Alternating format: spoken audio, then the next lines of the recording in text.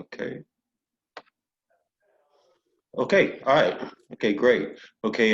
We are live, Kelly, and my name is Michael Dobson, the Dream Foundation, and we are an organization that operates statewide with a focus uh, solely focused on just kind of talking to the voters in the state of Florida about the legacy of Dr. Martin Luther King.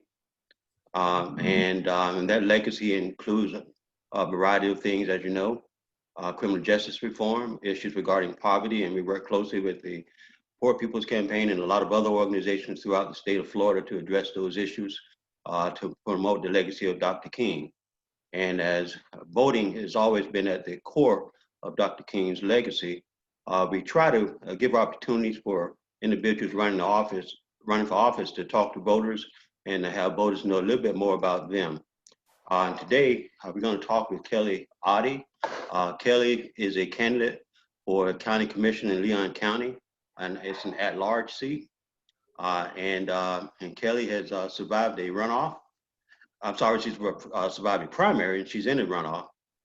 She'll be on the ballot in November. And Kelly and I are old friends, and I know she's been serving this community for a very long time. And I want to have Kelly introduce herself and to tell the voters and the audience out there a little bit more about who she is and how she come about to land in Leon County and a little bit about her background and education. Yeah. Hey, thank you. Thanks for having me, Michael. I actually was just telling somebody the story about you the other day that when I moved into town is when you were running for the House of Representatives. And I still remember you had Noah in a stroller and you had signs. You were walking around. It was at the Winter Festival. I'll never forget it, walking around signs. And I thought you were the first candidate I'd ever met up close. So I remembered that. I was telling somebody about that just the other day. So thanks for having me. I have been here in Leon County. I came in 1996 to be the executive director for Refuge House. And for the past 25 years, I have worked in a multitude of ways, both professionally and through volunteer service, to try and address some of the biggest problems that we have in our community. All the work that I've done has been really focused right here on the people who live here. And I'm proud of the record that I have of working collaboratively with people to get really big things done. The reason I decided to run now is because I've just spent the last 9 years working with girls who are classified as at risk, although we prefer to call them at promise, but who are facing hurdles that the youth in our community should not have to face in order to just get to the starting line towards sort of the American dream, basically. And I'm furious that there isn't more people outraged by the level of poverty in our community and by the lack of affordable housing. And so what I really was looking for was a way to elevate my work so that I had an ability to have a greater platform to have these conversations and try to bring people together to resolve. You can't resolve poverty. I'm not going to reform the criminal justice system in the time that I'm in office, but I can certainly talk and do whatever I can to get things started or to jump in with what's already being done and help it along. So that's really the reason why now. Okay, and thank you so much, Kelly. I had a couple of questions, but I've seen you interview in the past, and there's a theme that I always get, and that is you being a problem solver, being able to put people together. And over the years, I've worked with a variety of organizations throughout the city to try to address various issues. And there's always these gaps that you find in organizations not always talking to each other and things not going as seamlessly, I think, frankly, as they could. How do you think you could address some of those as a commissioner working with the private sector and the nonprofit community, from that position? Well, There are a couple of things that I really want to be able to do. One is that I want the community to look at poverty from a collective impact lens. We have some really good people that are very energetic and very, very smart that have started some efforts that are really great and that I applaud them for doing it, but it reminds me of the way popcorn pops. It's kind of popping up wherever somebody has an idea or wherever there's an opportunity, and it's not really being done thoughtfully. Like, we have a blueprint to try and look at how the community is going to grow, but we have no blueprint for how we're going to end poverty. So that doesn't make any sense to me, because it's such a big and systemic issue that if we don't look at it collectively, we're only going to be making little dents in it. We're not going to actually be able to make significant change to the outcome. So I'd like to see us look at it from a collective impact model, which does involve all three sectors. It absolutely involves the nonprofits, the business, and government. I'm pretty clear on what the role of those three sectors are in addressing some of these issues. I'm not sure that everyone is, and how those three sectors should be able to work together to resolve bigger issues. So I'd like to see an office of collective impact. I'd like for local government to see it as just as important as how we're going to grow and evolve, and put some time and energy and money into making it happen. For criminal justice reform, my number one issue with criminal justice is, I have lots of issues with the criminal justice system. I mean, but we have become a society since the 70s that believes that the harder you are on criminals, the more you're going to be able to alleviate crime. And I think what we know now is that's a gigantic failed experiment. It has not worked. The 3 strikes you're out, the locking people up for little things, has really decimated entire communities, and has failed, because now our jails are overflowing. Our jails and prisons are overflowing. Some of the girls that PACE, up to 52% of the girls that PACE had an incarcerated father or brother, and all we're doing is destroying families. So it doesn't work. So I want our community to embrace the fact that it has failed. So if it has failed by locking people up at higher numbers to actually reduce the crime rate, then we have to look at, if locking them up isn't it, then what is it? And I thoroughly believe it's in prevention. I 1,000% have seen it happen firsthand.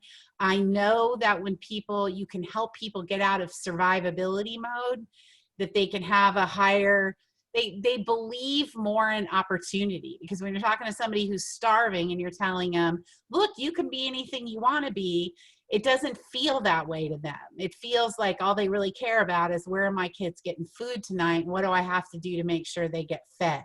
So we have to meet the survivability needs of the people who live in poverty. And we have to do that as early as possible, so that we can also help give them opportunities to see that there is a future for them, that they could do something differently, that they could break the intergenerational cycle of poverty, which leads to criminal behavior. Not all criminal behavior, some's opportunistic, some of it's just, there's sociopaths in the world, but for the most part, we're filling our jails and prisons with people who are trying to feed their families and trying to pay their rent. So I think a lot of people are starting to get a little bit nervous about the fact that 50% of our county budget goes to law enforcement in the jail. And that means that 50% of everything we do revolves around incarcerating and arresting people.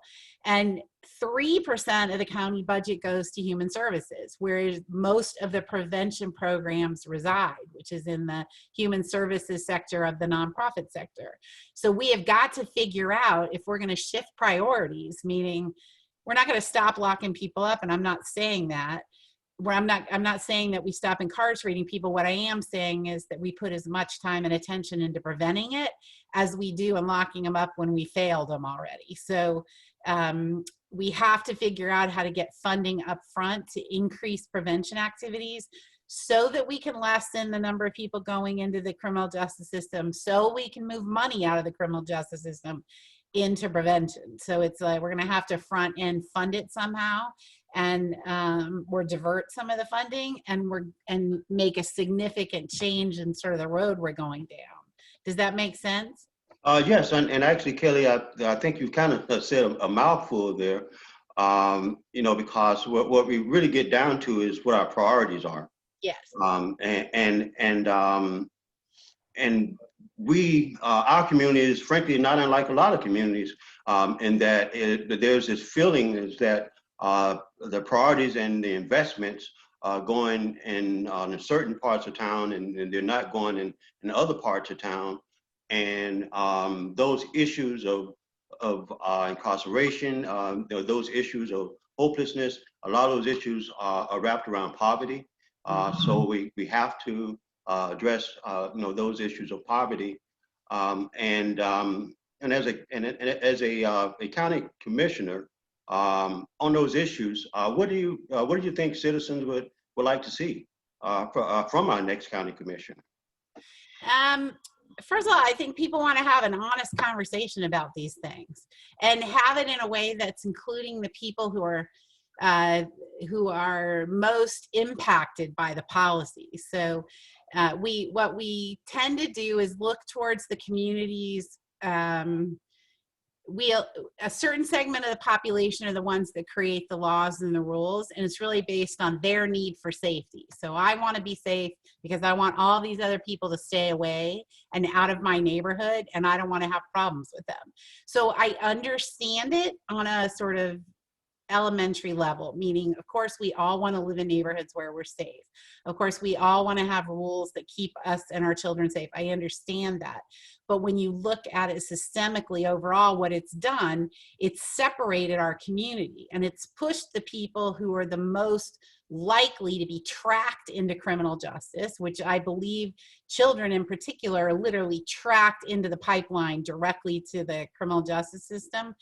And you put them all together, and I think what you end up with is such a severe segregation in the community that you literally, for here, and it's not just here, it's in other communities too, but what I see is two separate Tallahassees. It's like sometimes I was at work and I'd look around at the way my girls were living their lives and how their families were living their lives, and then at night I'd go home to my family and the way we were living our lives, and it was like we weren't living in the same city.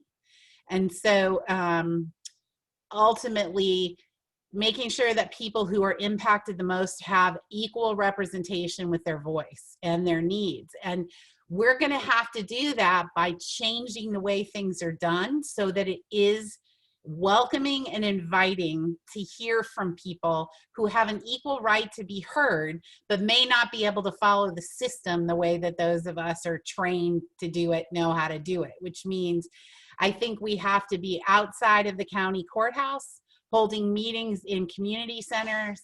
I think we need to seriously look at having babysitting so that people who are in single families, which is the majority of our poor community, has an opportunity to come and listen and be heard, and just like anybody else does, knowing that their children are going to be well cared for. I think we're going to have to move around to different parts of the community in order to show equal access to people. And then one of the things that I committed to doing is listening sessions in each of the 6 districts. So I'm committing to doing 6 listening sessions a quarter, 4 times a year. So that is 16 listening sessions a year, where I'm going to announce where I'm going to be. I'm going to invite the commissioner who's in that district with me to come, which means it triggers sunshine, but whatever. But I want to be in that district and have people come and know that they're going to be listened to. Because I think the big thing is we say we listen, but we're not really listening. What we're actually doing is listening because we're supposed to, and then marching forward with what we think is the best thing for people. And sometimes we have to slow down and actively listen to actually be able to hear what people are saying, and that it may mean that things have to be done differently. So I think listening, community involvement, looking at who's sitting on the commission, the committees, and making sure that they're not the same people being regurgitated through different commissions and committees, that we're not counting color to say that we're diverse, but that we're counting experiences along with is a form of diversity, and making sure that people who might be uncomfortable in those spaces are as comfortable as possible so that they can equally participate in what's happening. And one of the things that this last year, there was an issue at the city commission that got really volatile. And at one point there were 130 middle-class white people on one side of the room and one black woman sitting on the other side over an issue that was impacting her neighborhood. And there's something seriously wrong with that. We need to sit down and figure out why the other neighbors couldn't get there, what was wrong with the process and the time and the place and the space, what would have needed to happen in order to make it just as open and available to the people in that neighborhood as it was to the 130 other people that drove there to get there. Like, what do we have to do to make sure that there's equal representation? Because I know the feelings are there. I know the neighbors had a collective sense of what they wanted to do, but for some reason they didn't have a way to get there. And I think we need to look at those circumstances and back up and ask ourselves what we're doing to build barriers. Unintentionally maybe, but we're building barriers between the people who lead and the people who need to be heard. Does that make sense? Yes, it makes a lot of sense, because a lot of what you're talking about there, frankly, is the issues that we have not only in Leon County but around the country, where you have a good group of people, mainly a lot of poor people, and people that just feel like they're just kind of disenfranchised from what's happening in their community, and so therefore they don't feel they have a stake in it. And government is not coming to them. Government is, the meetings have been held in some downtown court house, and it's at a time when they just frankly can't be there. You know, and some of them question whether or not, frankly, their votes count. You know, so I think what you're saying makes a lot of sense, because what you're talking about is bringing government to the communities and bringing government to the people. And I think if you do that enough, we should be able to get people more involved. Yes. Now, you've been out there talking on the campaign trail, I guess, for a few months now. Tell me, when you're talking to people, what sense do you get from them, and what are they looking for in their county commissioners? So it's very interesting to me because it becomes more obvious the further you get into it, how divided we are on certain issues. Like, we're just polar opposites. People have polar opposite views on things. And there's nothing wrong with that. One of the things I was telling somebody earlier today is that I worked for the Bureau of Land Management for 5 years, and I worked in the land use and also the wild horse and burro programs. Well, those are volatile issues because in land use, it's about ranchers who believe that they should have free range for their cows, having to rent federal lands in order to be able to run their cows on federal lands, told how many they can run, how many head they can have. It's very volatile. And the same thing with wild horses is the ranchers want them controlled because they're eating the grasses that are feeding their cows, and the wild horse people want them to stay free because they're wild horses. And so I learned pretty young what happens when you're sitting in a room and people are incredibly divided, and not just divided, but super passionate, which is how I feel the development and growth issue is here.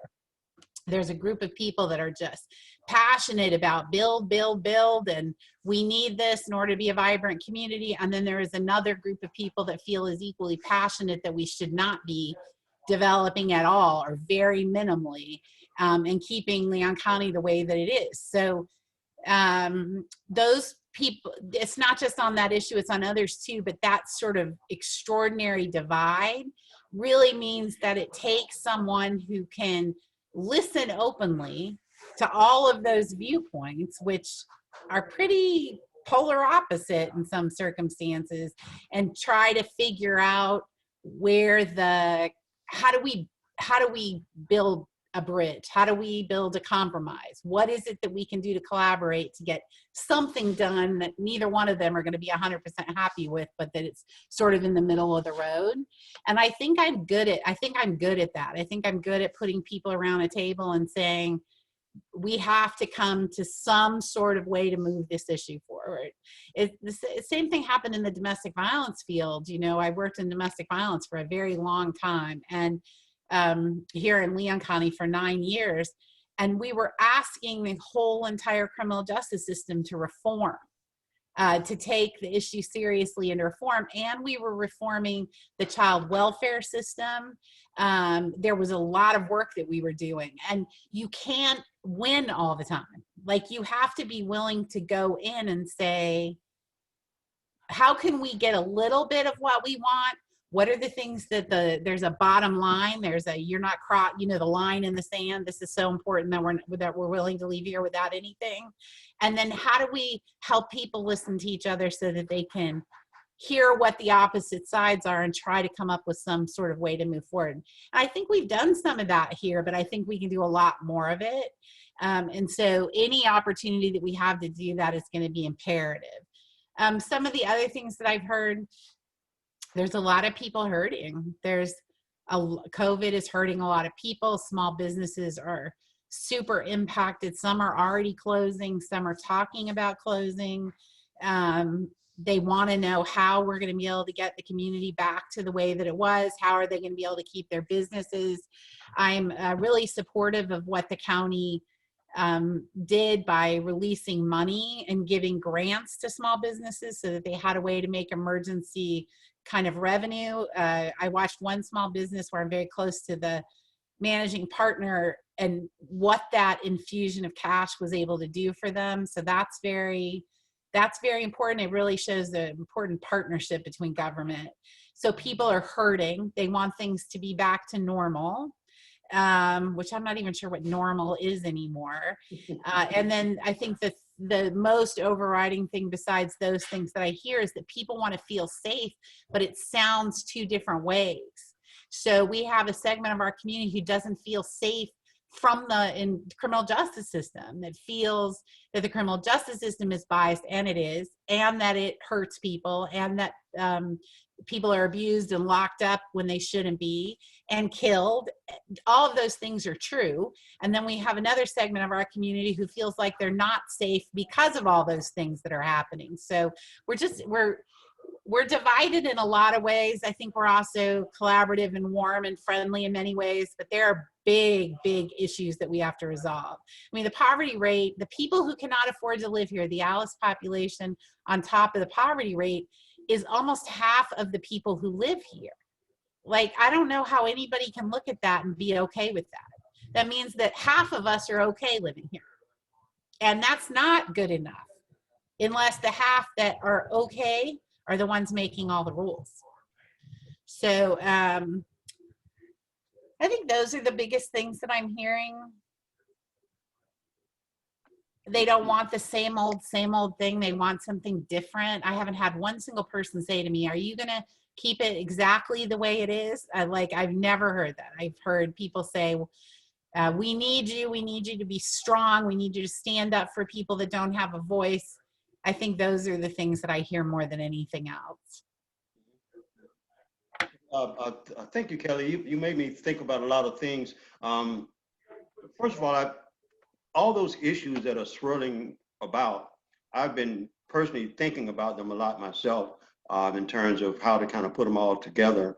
It's very difficult because every day, we're inundated with something, and I think that the anxieties from COVID is more than people know, and recognize themselves. And then, this issues of priorities, about where do we put our resources. And you're right, the county has done something wonderful to try to provide some resources to some businesses to keep them afloat. But then there's this issue of how the community is developing. There is these projects on the north side of Tallahassee that you are aware of, that's causing a lot of angst among certain Yeah. parts of the community. And then, Yes. then there's the South Side. And what I'll tell you is that I moved to Tallahassee in 1989. And not Tallahassee is not unlike a lot of cities in which you mentioned we kind of get used to the things as they are, poverty, as if it's okay. So I'm trying to figure out like how can we address some of those things in a way that moves us away from what we've been doing in the past. For instance, how can we make the investments on the south side on par with those investments on the north side? And I don't think anybody can deny that disparity exists. Right. So how can we do that, and how can we have these honest conversations Yeah. we need to have? And I think this is an opportunity to do that. Yeah, I think that the number one thing we need to be thinking about is how to help people become homeowners. Because I think the greatest disparity is in wealth more than even just I mean, economics, there's a revenue disparity as well, an income disparity, but the wealth disparity is what creates the greatest barrier for people being able to be doing better the next generation. And the only way that we're going to we can't go in and just start building houses or renovating houses in certain parts of our community if they're not owned by the people who live there. So if we're renovating people, owners who live somewhere else who own the houses and rent them out for, keep them in poor condition and rent them out for a low wage or low rental rate, if we suddenly go in and rehab that house, they're going to price it right out of that person's ability to live there. And that's the gentrification that we're trying to avoid. So the only way that I can think of that we have to bring that conversation about home ownership in. And to me, that is buying these houses, renovating them, and then selling them to people, helping them get the capital that they need or the credit that they need or some kind of lending program that they need to be able to buy those houses in an affordable way. And then they have something to pass on to their children. They have something that they own. They have a stake in that part of their community that's more than just paying a rent every single month. And I personally think that's the only way that will actually make lasting, long changes in some of these communities. And bringing in more jobs into those communities will also enable people to be able to have higher paying jobs without having to take 8 buses to get there and be able to afford to do more. So they'd be able to, higher paying wages mean they have the ability to own their own home and invest and do all those things that actually get you out of poverty in the first place. And so I think that's a moral imperative that we have. And I think we're going to have to sit around the table and figure out there are cutting edge programs around the country that are doing exactly that. So what do they look like and how can we do them? What are some of the ways that we can help? Okay.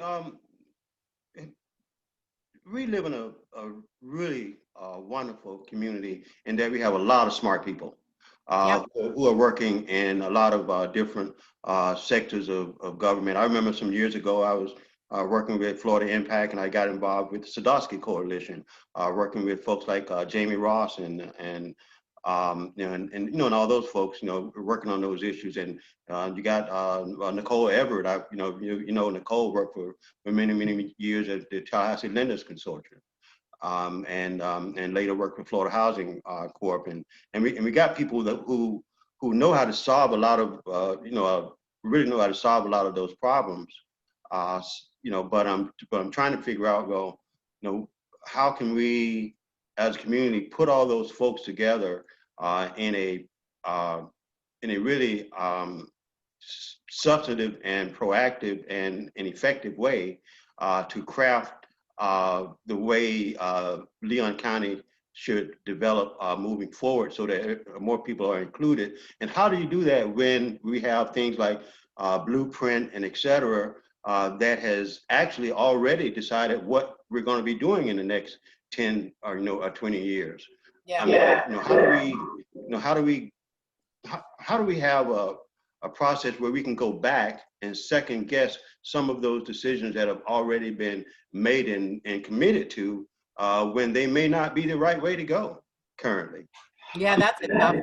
Yeah, I mean, I know it's kind of like maybe a trick question or something, but I think that's one of the real issues that nobody really talk about. Well, I think we've seen some recently elected people get into a lot of trouble because that's exactly what they want to do is look at decisions that were made in the past and have an opportunity to weigh in on them today. And so, you got to kind of like that. That's really fighting for what this community is different today. I said the same thing about the comp plan. We are different than we were 20 or 30 years ago when we put it together.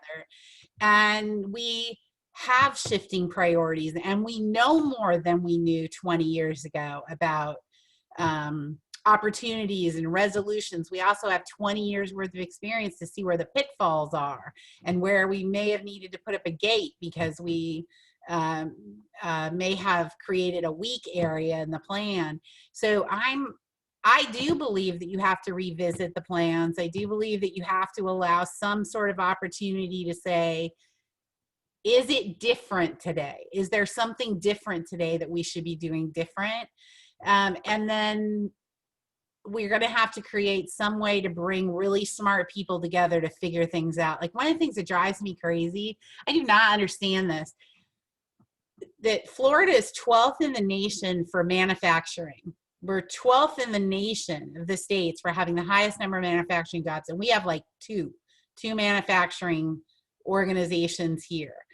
That doesn't make any sense to me at all, especially where we are, given our proximity to I-10 and in between.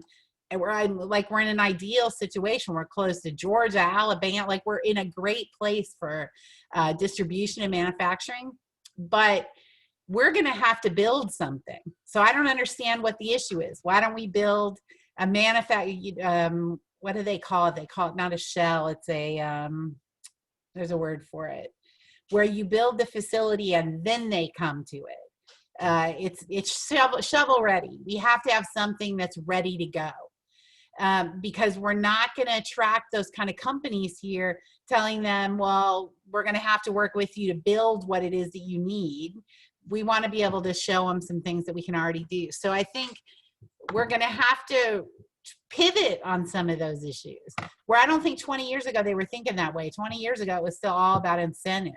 And we know now that that's not what companies are looking for. As a matter of fact, one of the things we know is that companies are looking for the quality of life, the crime rate, the quality of life for their employees, more than they're looking at anything else. And so just from a pure economic standpoint, wouldn't you want to elevate the conversations about crime if it's the thing that's keeping you from being able to attract new businesses? So wouldn't that draw the business community to an important conversation about, okay, it's not working. So what do we have to do that's different? I think that 20 years ago, we were still unwilling to have those conversations, and today we are. But I'm also not a big believer in opening everything up and saying what the work that they did 20 years ago doesn't mean anything, because it does. And planning for the future is important. There are things that they've been working towards the entire 20 years, like infrastructure. I mean, the number one thing that has to happen in some of these communities is stormwater, the ability to manage stormwater and other kinds of infrastructure, sidewalks, lighting, things that actually make the community safer. And some of those things have been in the works for the last 20 years. So I wouldn't want to throw things out. I would just want to have an opportunity to be able to ask questions and see if there's an opportunity to make things, to adjust things. Does that make sense? Yeah, it makes a lot of sense. And you're right, we shouldn't second guess 20 years, but we also need a process in which we can go back and look at those decisions and decide, okay, well, how can we make them, what can we do to tweak some of those and to kind of second guess where we are a little bit. There's nothing wrong with that, because we evolve. Communities evolve just like individuals evolve. What I also wanted to know is to kind of get back to what you talked about regarding manufacturing. What I'll share with you is that I've tried to work with some organizations to bring some manufacturing in the past. And one of the issues is this concern that manufacturing equal pollution. You know, because there's this kind of old school idea of what manufacturing is sometimes. And we were trying to get folks to look at Tallahassee as a prime place for what we might call clean tech Yeah. manufacturing, you know, those things. And I think that if we could really focus on that, I agree with you. You know, we can you know, bring some additional jobs to Tallahassee. My question is, you know, how do you, as a county commissioner, how would you work with our Chamber of Commerce and the other players to kind of spearhead some of those discussions you know, once elected? Well, a lot of some of this is learning. I'm learning a lot of things. And I think that one of the things people need to look for in their electeds is that ability to do that. I hate the idea that some people think I should have all the answers to everything. I really don't. And one of the things that I think is one of my greatest qualities, if I can say so, sounding arrogant as all get out, is that I really am clear about what I don't know.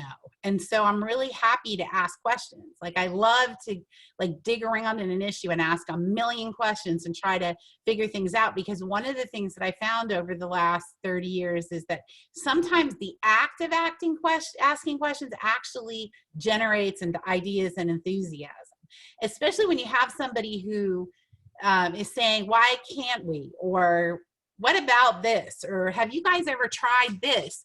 And people who are kind of set in their ways sort of can respond to those kinds of conversations. So I think that ability to just sort of generate a question mark is really good. My commitment is to work with everybody. I don't have any qualms about being able to sit with the chambers, any of the chambers, or any other group of people, and at least being able to listen and learn from them.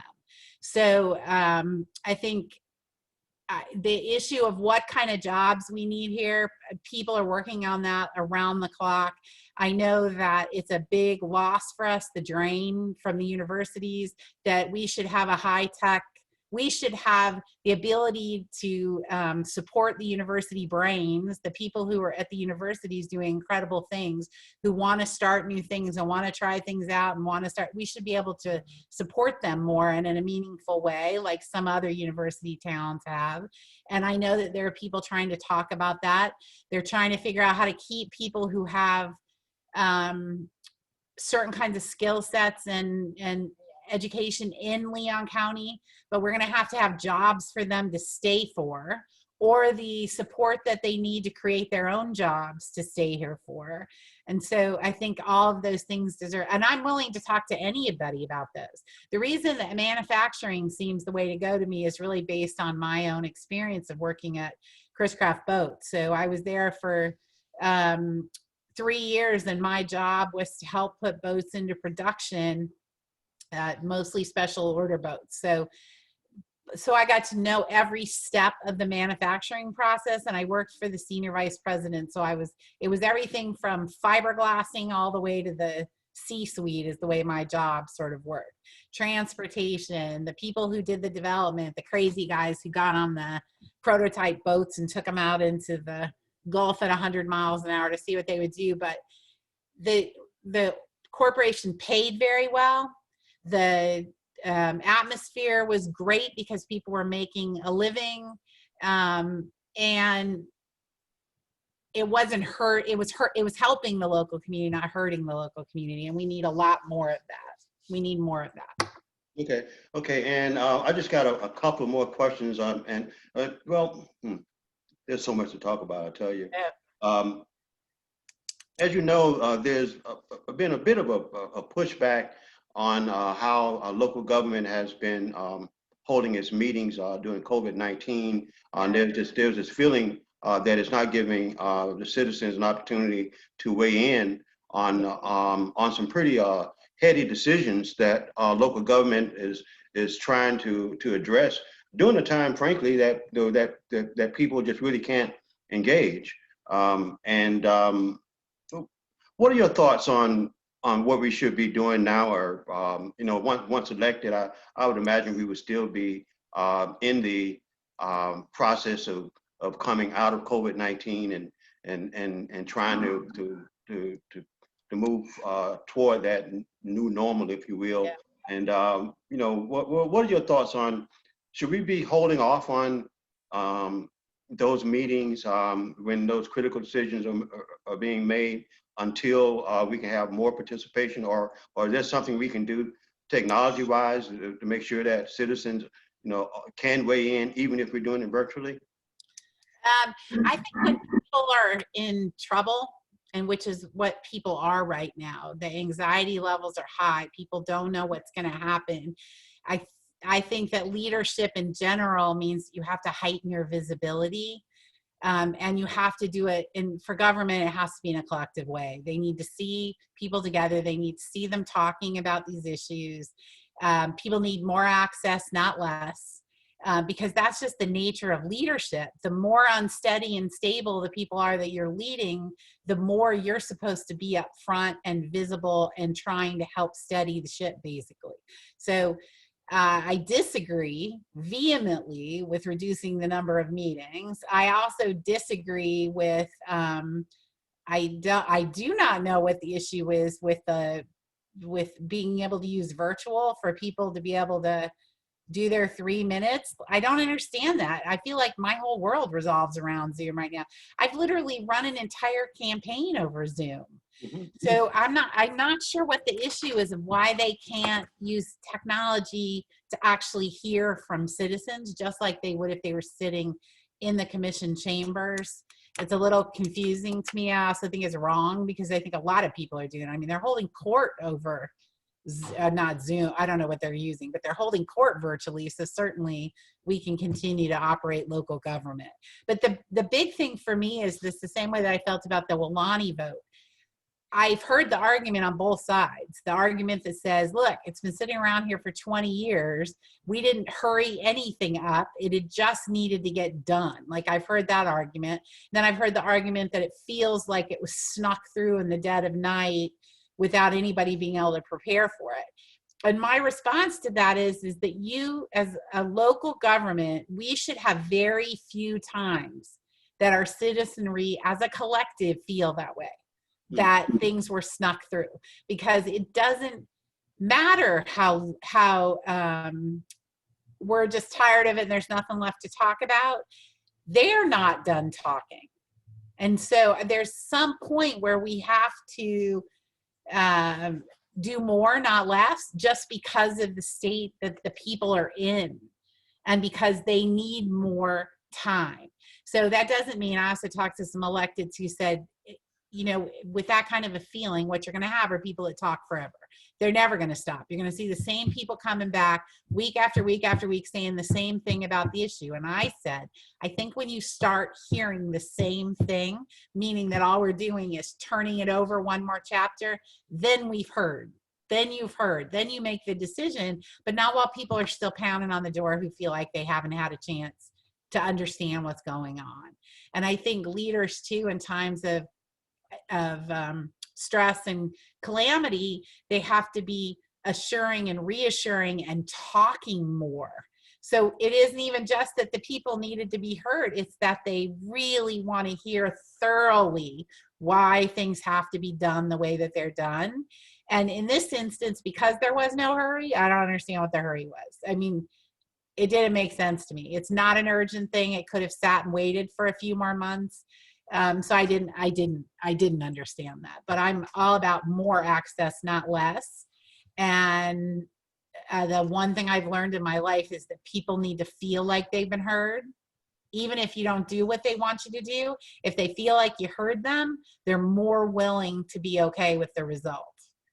And so we have to practice that as much as possible. Yeah, I definitely agree. And for somebody who lived on the northeast side, I recall when that project came up and we got something from our homeowner association, and we were having this meeting at the Cologne United Methodist Church, and And and most people were, I mean, we're pretty astute people who are engaged, but we're hearing about it for the first time, frankly. So that's why people were feeling that way, because we're not working, as citizens, we're not in the inner workings of local government to the degree that we kind of know all these things. Yeah. Now, I'm going to end with just another a question. I've known you for a while, and you mentioned your manufacturing work, and I also remember when I first met you, I knew you for the work you were doing on women issues at the University of North Florida. Before coming to Tallahassee, and I'll be curious if you could just kind of tell the audience some things about you that they would be surprised to know, and about your passion to serve, and then just some things that you'd like to know about you. You just reminded me that really was the first time I met you, was in Jacksonville. It was when I was still living in Jacksonville. I Yeah. had totally forgotten about that. That is, I remember. Yeah. You were friends with my sister-in-law, and you guys were kind of making a fuss over there on women issues, and Yeah, we were having fun. Terry and I had a ball. We had a ball. Things that would surprise people about me. I can tell you the things that people have said that surprises me about you. First of all, I grew up out west. And so the culture out west, I was born in California, but we only stayed there till I was like 4. And then I went through elementary school in Oregon, middle school in Montana, and then I went to high school and stayed till I was 25 in Nevada. And my sister lives in Elko, Nevada. She actually married a 4th-generation cattle rancher in Elko, Nevada. And my brother lives in Carson City. So I have nephews in Reno. Like, I have family all still in Reno around Nevada. But what that means to me in growing up out west is that I grew up in a culture that is very much land property rights driven. I mean, you're talking about people like my sister's husband who still believe that you shouldn't have to fence off cattle from each other, that the free range is still the way to go, that they're furious that they have to rent land from the federal government in order to run their cows.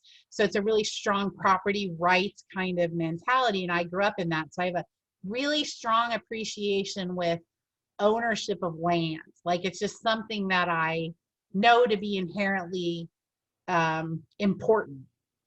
And that surprises people because they see me in a particular kind of way. I grew up in a family where the values were very simple. My dad was a plumber. My mother was a stay-at-home mom until she started working as a secretary when I went to high school. And they taught us really simple rules. The rules were don't steal, don't lie, don't cheat. Give your shirt. If somebody needs a shirt and you don't have one, give it to them. Help your neighbors. My dad used to say to us all the time, if you can't afford to buy it, don't buy it. It was very simple kinds of rules, that you fix things, you don't replace them. That if the neighbor says help, we all come running. One of the things that happened to me when I was young is we had a horse that literally fell into the river. We were living in Oregon, and we had a horse that got pushed off of the side of a bank by another horse and fell into the river. And when the horse landed in the river, it landed on a sunken tree and it punctured one of its lungs, so it couldn't get back up. And I remember my mother picking up the party phone. Do you remember party lines by any chance? Yeah. But my mother picked it up and said, we need help. We have a horse in the river.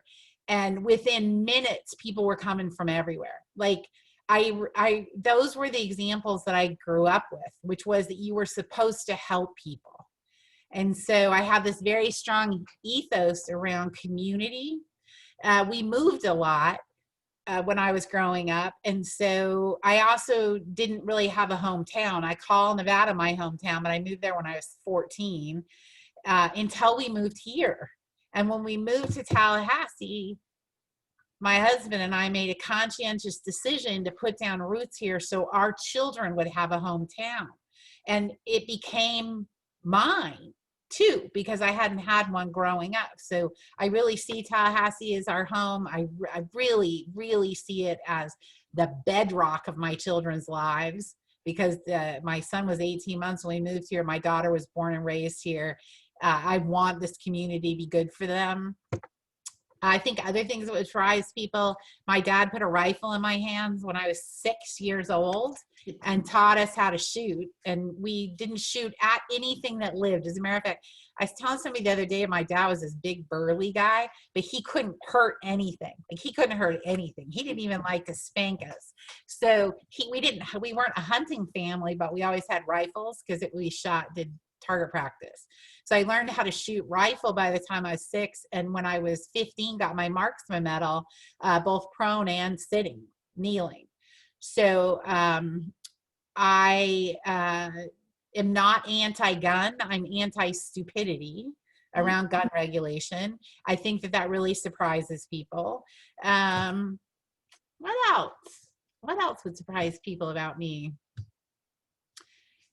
Well, maybe not surprise people, but what you see with me is what you get, which also gets me in trouble sometimes. It means that I'm not really good at being disingenuous or inauthentic. And so I pretty much say what I'm thinking and feeling with kindness. So I try to live a kind life. And so I'm not going to tell somebody something horrible just because it's in my head. I'm circumspect. I am polite, but there's not a lot of layers to me. Like I really just care about the community, and I feel like I have an ability to pull people together to get things done. And I want to use it for Leon County. It's really simple. I want to elevate some of the issues. I want to serve until my heart breaks. Literally, I will serve and work until I drop. But it's a matter of service to me. It really is just service at an elevated level. So I think something that might not surprise people, but the other things I said, I think would surprise people. Mm-hmm. Yeah, it was kind of interesting. You mentioned how you are in terms of you just you're just who you are, what the way you present yourself. That's just, I mean, there's nothing behind that. But then you get involved in politics. So yeah, which is a little different. Well, I already had my one crying moment I had where I realized, oh, this is what politics are. It's when somebody who you think is your friend Right. hurts you. And so, but it was very good for me because somebody who I really love in my life, I called him like the second it happened to me. It was the only time I've been hurt. The rest of the time has been super fun. Fundraising isn't super fun, but everything else is super fun.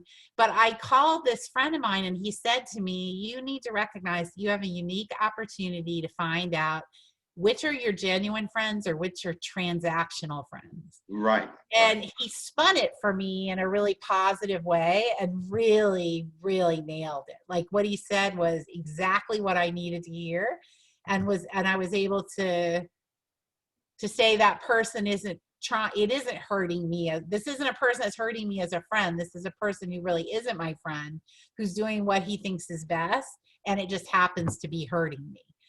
He wasn't doing it to me. So that was really good. But otherwise, I'm sure I'm going to have my head handed to me many times in sneaky ways that I'm not expecting. But for the most part, I inherently believe that most people are good. And that doesn't mean I haven't been around really, really, really horrible people. But I believe that most people are good. I believe that most people want to do the right thing. And that just because somebody thinks passionately differently than me doesn't mean that I can't work with them. It just means that they feel one way and I feel another way, and we need to figure out how to work together. So I guess that if that's politics, then I'm in it. I'm in it to win it.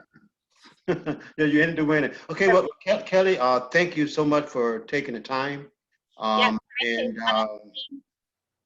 I say one thing so I won't get murdered by my team, which is that people need to go look at my website, which is kellyotte.com. And it's a magical place. It has little buttons where it says you can give me money. You can sign up to do sign waving, which is everybody's favorite, or other kinds of volunteerism. We're always looking for places for big signs. And small signs, absolutely, but big signs in particular. So any way that people can help, and you can learn more about me, my policies, see some fun pictures of me and my horse. So, Okay. okay, now I'll stop talking. Now it's all yours. Okay, and thank you so much, Kelly. And you know I am with you. I wish you well. And this is a great community, and we have so many great candidates. And you know, and to put your name out there like that. I mean, anybody that does it, my hats off to you, because you can always sit at home in your chair and complain. Yeah, And yeah, and never put your name out there. So thank you so much. Um, absolutely. Thanks and for doing. and you have a great rest of your day. Yeah, And I'm sure I'll be talking to you soon. you will. Thanks, Okay. Michael. All right. Okay. Bye bye. Bye bye.